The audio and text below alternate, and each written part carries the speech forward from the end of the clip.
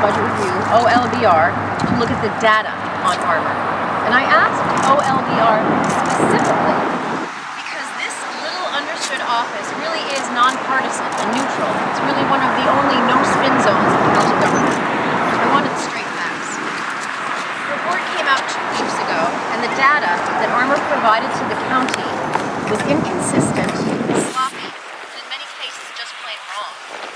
The most glaring example was statistics on inmate deaths in 2014. In 2 sets of data supplied by armor, there was 1 reported inmate death.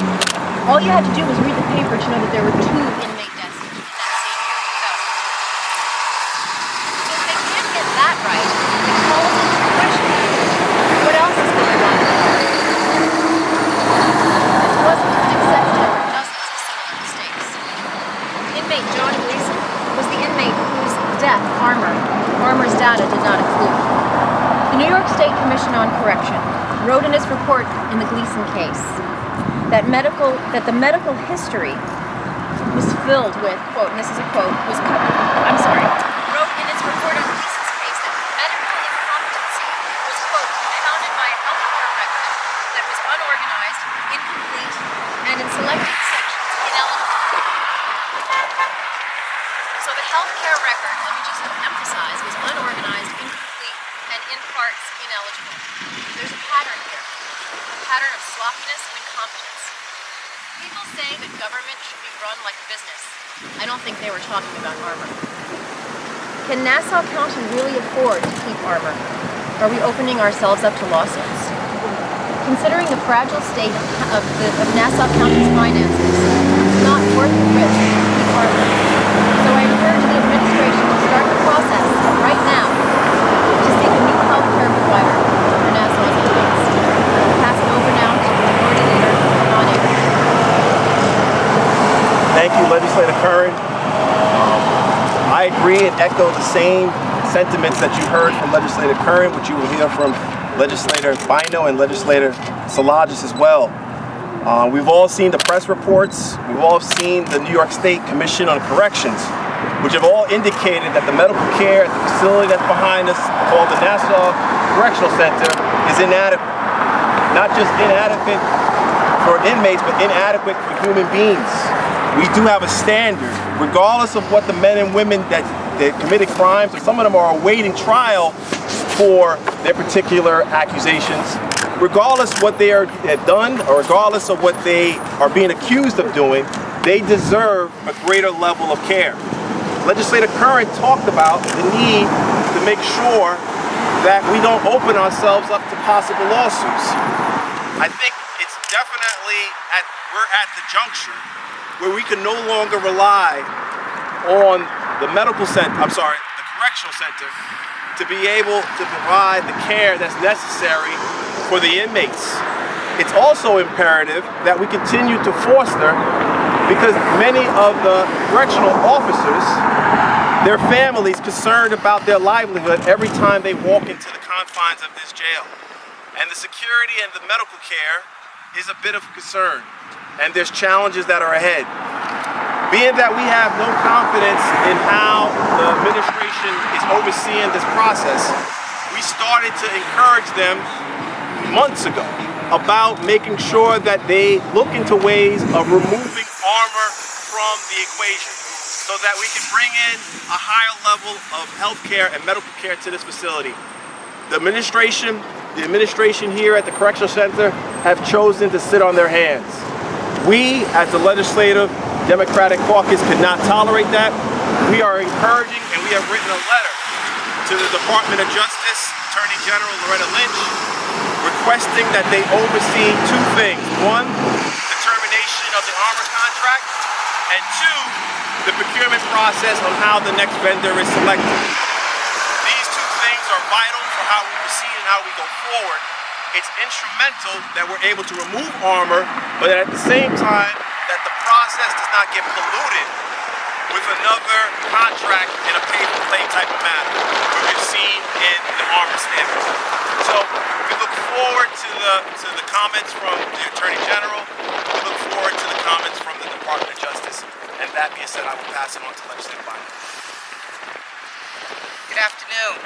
Good afternoon. Like legislators Curran and Abrahams, I am here today to implore Nassau County, Ed Mangano, Executive Ed Mangano, and Sheriff Sposato to begin the process to procure a new health care provider for the Nassau County Correctional Facility by immediately issuing requests for proposals. In light of the news reports that New York State Commission on Corrections has determined that Armor's poor performance contributed to the deaths of 4 inmates at this week's death at the facility, I believe that we must employ immediate county oversight as part of the exit strategy. Therefore, while the procurement process is underway, I am calling on the administration to immediately appoint the Nassau County Commissioner of Health or another reputable medical professional with public health experience to the position of Commissioner of Corrections. A position we have been informed is currently vacant. Under the charter, the Commissioner of Corrections is charged with the management of the jail as it relates to the care and the custody of those under the supervision of the correctional facility.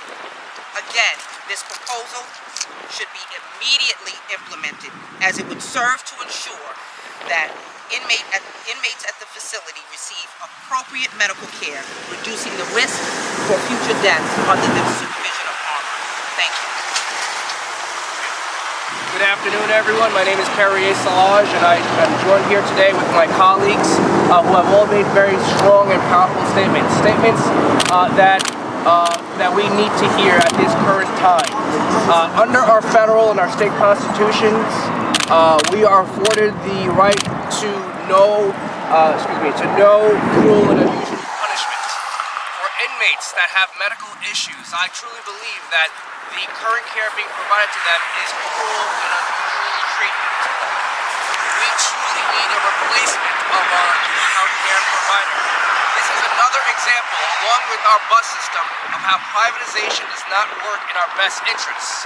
We are spending millions outside counsel, outside law firms, making sure that Nassau is protected against these lawsuits that result from the lack of proper health care here at the jail. We cannot afford this. As legislators, we have a fiduciary obligation to protect Nassau County, and we strongly recommend that we replace this healthcare provider in order to protect our financial interests as well. But also from a human rights perspective, it is unfair to have people go under this sort of treatment, and we need to really correct that problem now. I really thank everyone for being here today on this sunny day. Here we are as legislators and also as human beings, caring about our fellow human beings to make sure that they are afforded the right health care. Thank you very much to my colleagues, and thank you.